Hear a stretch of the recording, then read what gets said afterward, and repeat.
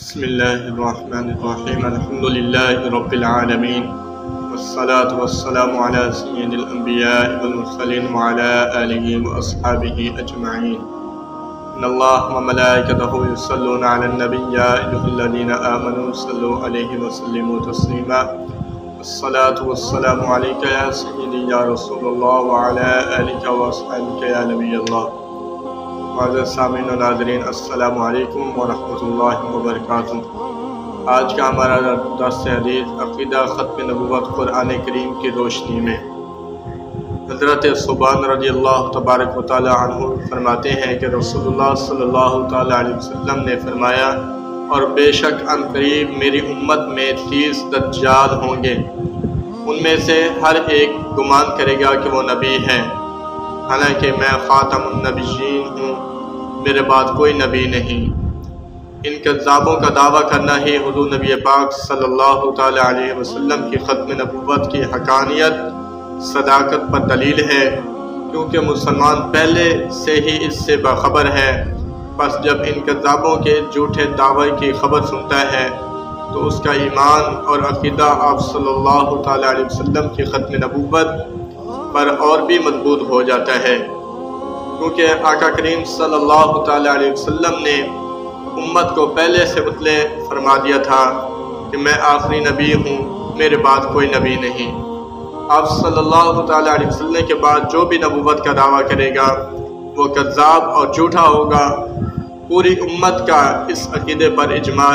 ہو چکا ہے کہ آپ صلی اللہ تعالی علیہ وسلم کے بعد سوائے حضرت عیسیٰ علیہ السلام کے کوئی نبی نہیں آئے گا۔ آپ صلی اللہ علیہ وسلم ہی خاتم النبیین ہیں۔ عقیدہ ختم نبوت سے متعلق اپنی گزارشات کو 4 حصوں میں تقسیم کرنا چاہتا ہوں۔ پہلا حصہ صاحبان علم اور صاحب تحقیق شخصیات نے عقیدہ ختم نبوت کے اس بات اور منکرین ختم نبوت کے فریب کارانہ اور دجالی جھوٹے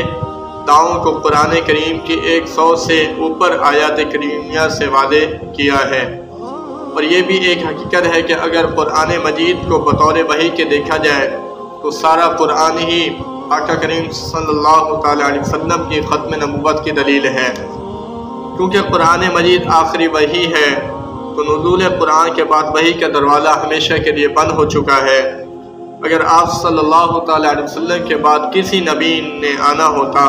تو وحی کا دروازہ بند نہ کیا جاتا، کیونکہ وحی نبوت کا خاصہ ہے۔ یہی عقیدہ ختم نبوت کی حقانیت کی دلیل ہے۔ اور اسی عقیدہ پر سورہ بقرہ کی اس ابتدائی آیات کریمہ کی گواہی بھی موجود ہے، جیسا کہ ارشاد باری تعالی ہے، وَالَّذِينَ يُؤْمِنُونَ بِمَا أُنزِلَ إِلَيْكَ وَمَا أُنزِلَ مِن قَبْلِكَ، اور وہ لوگ جو آپ صلی اللہ تعالی علیہ وسلم کی طرف نازل کیا گیا اور جو آپ سے پہلے نازل کیا گیا سب پر ایمان لاتے ہیں۔ سامعین محترم، اس آیت کریمہ میں یہ ضروری قرار دیا گیا ہے کہ جو وحی آپ صلی اللہ تعالی علیہ وسلم پر نازل ہوئی اس پر ایمان لایا جائے، اور جو وحی آپ صلی اللہ تعالی علیہ وسلم سے پہلے نازل ہوئی اس پر بھی ایمان لایا جائے۔ اور اگر آپ صلی اللہ تعالی علیہ وسلم کے بعد بھی وحی کا نزول ممکن ہوتا تو بعد میں آنے والی وحی پر بھی ایمان لانا ضروری قرار دیا جاتا۔ تو جب ان 2 وحیوں پر ایمان لانے کے علاوہ کسی تیسری وحی پر ایمان لانے کا ذکر نہیں ہے تو اس سے معلوم ہوا کہ سیدنا حضرت محمد رسول اللہ صلی اللہ تعالی علیہ وسلم کے بعد نزول وحی کا سلسلہ ہمیشہ کے لیے منقطع ہو گیا، اور آپ صلی اللہ تعالی علیہ وسلم کے اوپر نبوت ختم ہو گئی، اور آپ صلی اللہ تعالی علیہ وسلم کے بعد کوئی نبی اور رسول مبعوث نہیں ہوگا۔ جیسا کہ حضرت سیدنا صدیق اکبر رضی اللہ تبارک و تعالی عنہ نے فرمایا کہ اِنَّهُ قَدْ انقطع الْوَحْيُ وَتَمَّ الدِّينُ، بے شک وحی منقطع ہو چکی اور دین مکمل ہو چکا۔ گویا نزول قرآن کے بعد وحی کے منقطع ہو جانے اور دین کے مکمل ہو جانے کا کامل یقین رکھنا یہ ہمارے عقائد میں شامل ہے، جبکہ اس کے برعکس عقیدہ رکھنا کفر ہے۔ اسی عقیدے آپ صلی اللہ تعالیٰ علیہ وسلم کے بعد نزول وحی کا اعتقاد رکھنا کفر ہے۔ حضور سلطان العارفین حضرت سخی سلطان باہو رحمۃ اللہ علیہ آپ کلید التوحید کلام میں فرماتے ہیں کہ شیخ الاسلام امام ابن حجر مکی حتمی نے اسی عقیدے کو اپنے فتاوی میں یوں رقم فرمایا کہ جو شخص حضرت محمد الرسول اللہ صلی اللہ تعالیٰ علیہ وسلم کے بعد نزول وحی کا اعتقاد رکھے وہ باجماع مسلمین کافر ہیں، کیونکہ وحی نبوت کا خاصہ ہے۔ تو نزول قرآن کے بعد نزول وحی کے اعتقاد رکھنے کا مطلب یہ ہوگا کہ وہ آپ صلی اللہ تعالیٰ علیہ وسلم کے بعد نئے نبی کے آنے کے جائز ہونے کا اعتقاد رکھتا ہے۔ تو تمام سلف و خلف نے ایسا عقیدہ رکھنے کو کفر قرار دیا ہے، کیونکہ پوری امت کا اس بات پر اجماع ہے کہ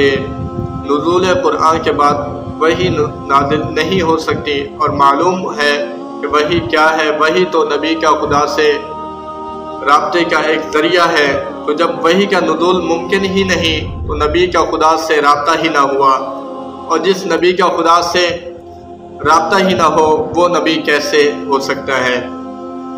اس کی نبوت کیسے معلوم ہوگی؟ معلوم ہوا کہ وحی کے بغیر نبوت کا کوئی تصور نہیں ہے۔ تو سامعین محترم، تمام آیات بینات اور احادیث میں آپ نے ملاحظہ فرمایا کہ عقیدہ ختم نبوت پر ہمارا ایمان اور اعتقاد رکھنا یہ ہمارے ایمان کی نشانی ہے، اور جو بھی عقیدہ ختم نبوت کے برعکس کوئی اور عقیدہ رکھے گا تو وہ باجماع مسلمین کافر ہے۔ علامہ محمد اقبال رحمۃ اللہ علیہ عقیدہ ختم نبوت کے بارے میں ارشاد فرماتے ہیں کہ وہ دانہ سبل ختم رسول مولائے کل، جس نے غبار راہ کو بخشا فروغ وادی سینہ، جس نے غبار راہ کو بخشا فروغ وادی سینہ، نگاہ عشق و مستی میں وہی اول وہی آخر، نگاہ عشق و مستی میں وہی اول وہی آخر،